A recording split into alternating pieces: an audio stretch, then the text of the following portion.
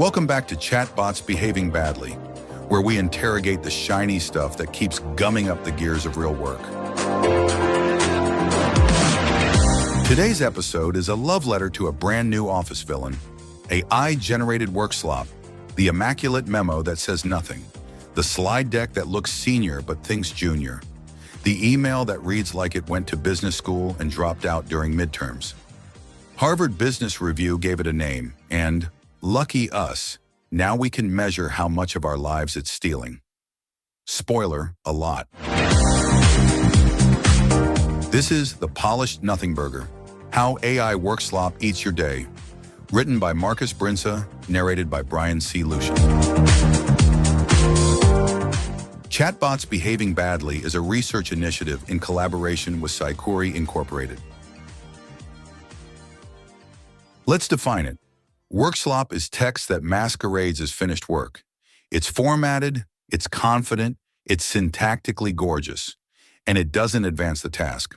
According to new research from BetterUp Labs and Stanford's Social Media Lab, 40% of U.S. desk workers say they received Workslop in the last month, and each incident takes about 1 hour and 56 minutes to untangle or redo. At scale, that's a multi-million-dollar tax on a 10,000-person company, 9 figures of burn over a few years for the privilege of reading fake productivity. So how did we get here? Generative artificial intelligence is supposed to boost productivity, and sometimes it does, spectacularly. In a massive field study with more than 5,000 customer support agents, giving workers an AI assistant increased productivity by around 14 to 15% on average, with the biggest gains for novices. In controlled experiments on professional writing, ChatGPT cut task time by about 40% while quality went up. Those are real effects in real jobs. But speed and productivity are not synonyms. Government pilots of Microsoft 365 Copilot showed meaningful time savings, tens of minutes per day, while separate evaluations found no clear evidence those minutes turned into productivity. In some use cases, tasks even took longer because the AI's output wasn't good enough and had to be wrangled back into shape. In other words, the draft got faster, the thinking didn't. And that gap, my friends, is where Workslop multiplies. Act 1. The plausibility premium. Modern models are phenomenal at tone and structure. They sound like work. That polish creates what I call the plausibility premium. We unconsciously trust what looks finished. The same dynamic led Stack Overflow to ban LLM-generated answers early on. Not because they never looked right, but because they too often looked right while being wrong. Now the enterprise is relearning that lesson in Outlook and Docs instead of comment threads. The public web already fought this battle. In March 2024, Google rolled out a core update and spam policies to clamp down on the scaled content abuse, huge piles of unoriginal, low-quality, often AI-generated pages that swamped search results. If the open internet needed policy to keep the slop out, your intranet probably does too. Otherwise, your knowledge base becomes a cul-de-sac of recycled summaries. Act 2. The mandate effect. The second slop accelerator is managerial. The mandate effect. Leaders say everyone use AI.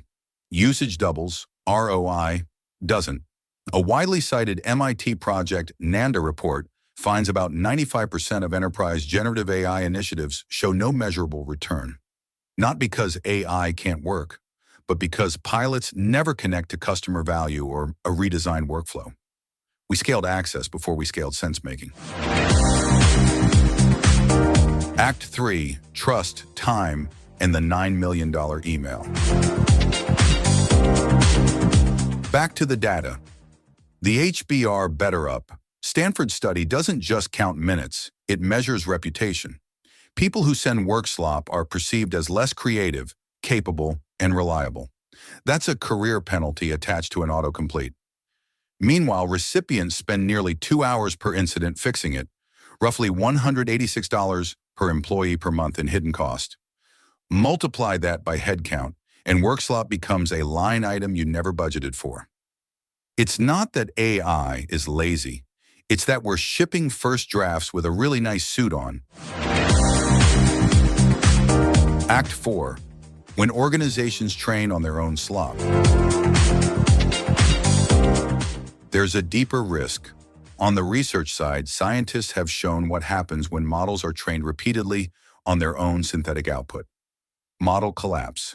Performance and diversity degrade unless you keep injecting fresh human data.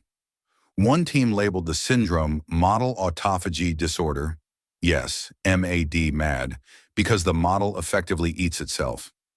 Organizations can develop a human version of this. A loop of summaries where reality gets laundered out. Your knowledge base becomes a mirror hall of plausible nothing. That's how slop subtly destroys productivity. It creates rework, distorts decisions toward what's most polished, discourages dissent, because pushing back makes you look anti-AI, and it pollutes the data exhaust your teams rely on later. By Q4, your internal search feels like late-stage web search circa 2024. Shiny, but somehow unhelpful. Act 5. The paradox is real, where AI does work. Let's be fair. There are bright, solid wins. GitHub's controlled studies show developers completing a coding task approximately 55% faster with Copilot. The customer support and professional writing studies we mentioned show meaningful, replicable gains. The pattern is clear. AI excels on well-bounded tasks with clear success criteria and fast human verification loops. In those lanes, it's rocket fuel. Outside them, it's a fog machine. Act 6. How to make less slop and more decisions. So how do you cut Workslop without becoming the no-fun department? Start by changing the standard, not the tool. Treat AI output as raw material, never finished product. Make the author own the reasoning. Cite sources for claims, state what they changed from the model's first pass and why, and articulate the decision the document is meant to support. Looks finished is not the standard. Enables a decision is. Next, translate public governance into local guardrails. The NIST AI Risk Management Framework and ISO IEC 42001 aren't there to decorate a compliance slide. They give you language for where human accountability sits, what review gates to require, and how to measure risk in your content supply chain. Apply those ideas to everyday workflows, briefs, memos, analyses, tickets.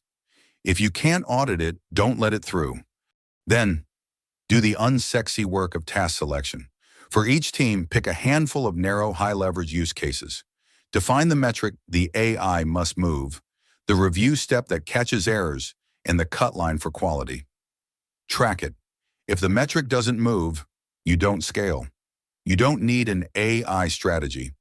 You need 5 workflows that ship faster and fail less. Finally, let people say, "The model doesn't know." That sentence is free. It's also the difference between a busy inbox and a productive organization. Epilogue. The only thing worse than bad work. We're not living in a morality play with plucky humans versus evil machines. We're living in a system story about incentives. If you reward volume, you'll get volume. If you reward polish, you'll get polish. If you reward thinking, you'll get less slop and more progress. The internet already learned this in 2024. It took search policy carpentry to keep the AI clickbait tide from drowning everything else. The enterprise will need its own carpentry, not a ban on the tools, but a hard pivot toward accountable conclusions. Because the only thing more expensive than bad work is good-looking work that's wrong.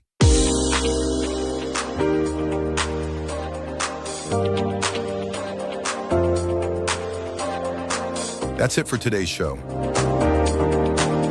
The Polished Nothingburger, How AI Workslop Eats Your Day, was written by Marcus Brinsa and narrated by Brian C. Lucian. If a chatbot gives you lemons, don't open a lemonade stand.